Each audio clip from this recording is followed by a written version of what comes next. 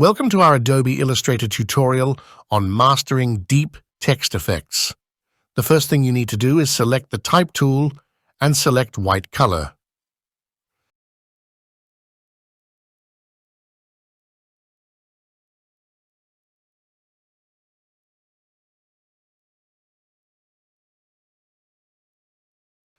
Now we go to the 3D effect menu, Extrude and Bevel.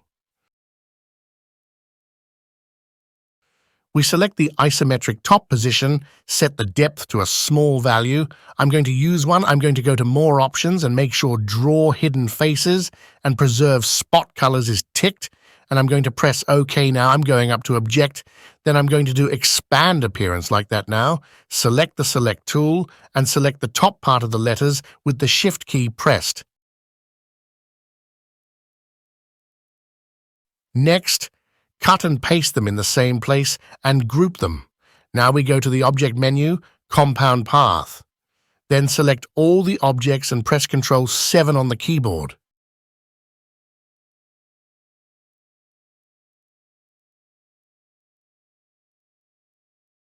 Now let's add a background and put it under the text with paste in front.